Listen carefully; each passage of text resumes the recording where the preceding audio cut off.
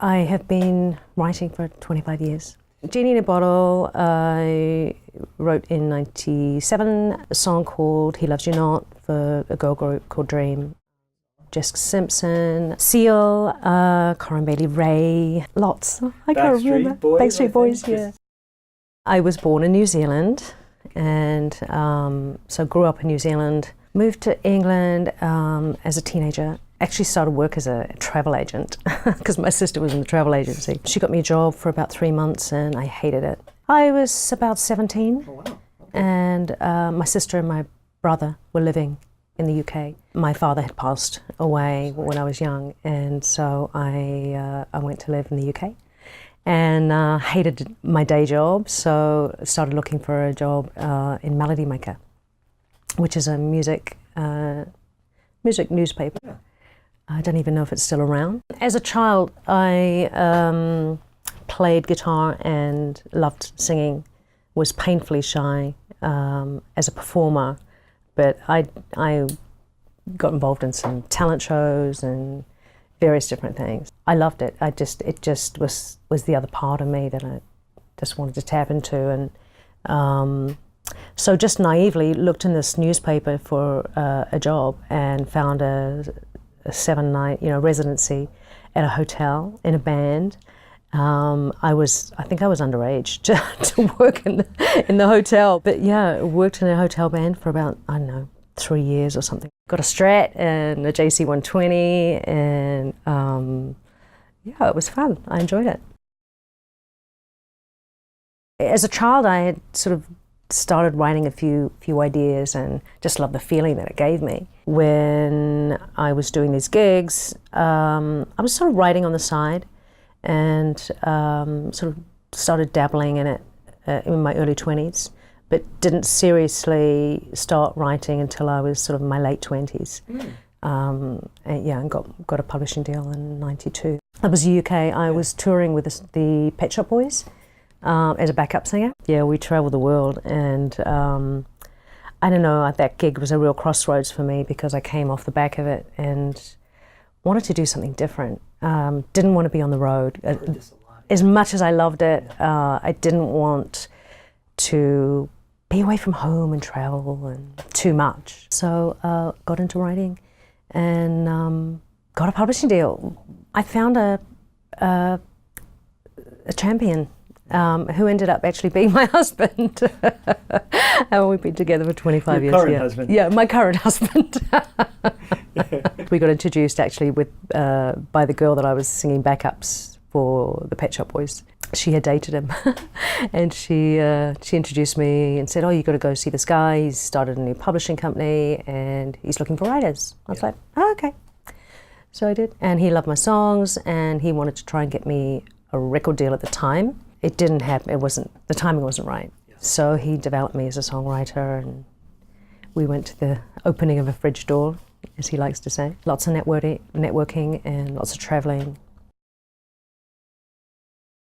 Genie was really the breakthrough internationally. I'd had some success in the UK with some boy bands, with a girl called Billie Piper, who's a fine actress now. But no one quite, the big one was the big fish, that opened the doors and got the phone ringing. Yeah, was Christina. But the stars were definitely in alignment, and it's always difficult as a songwriter to know, when you've got a hit on your hands. Even when you have got a hit on your hands, everything has to be in the right place. And she was looking for first single, and we were lucky enough to get the first single. A moment for me that has always been really, really special is working with CeCe Winans, who I loved BB and CeCe Winans for years, and they've always had them on my Walkman at the time. That's showing my age now.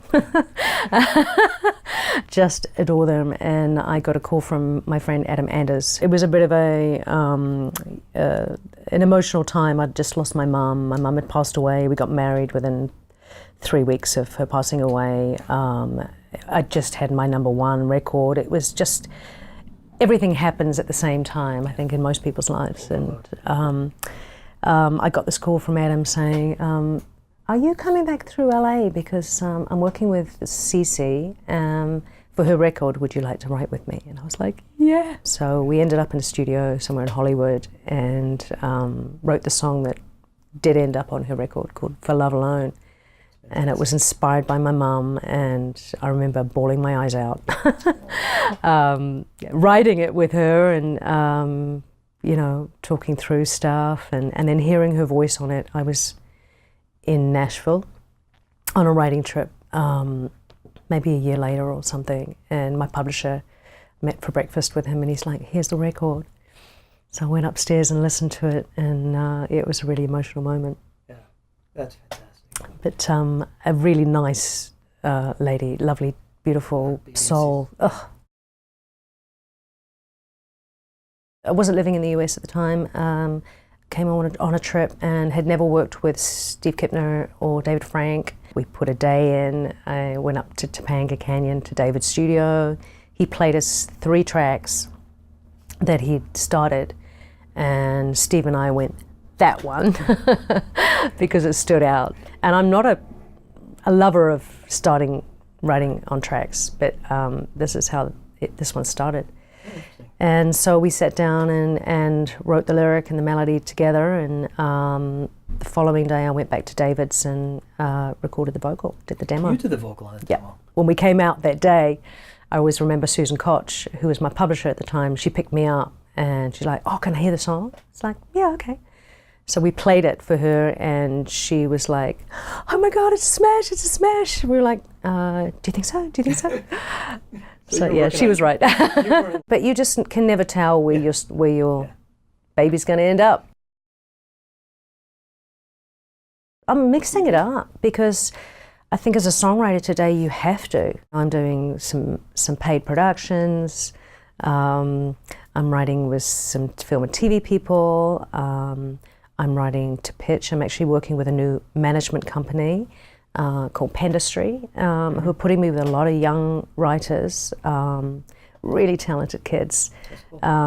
And that's been fun. So yeah, versatility. I like to mix it up. We all know how tough it is as a songwriter to make money, and you just have to work smart and really focus and get an artist in the room. It's got to be an artist in the room.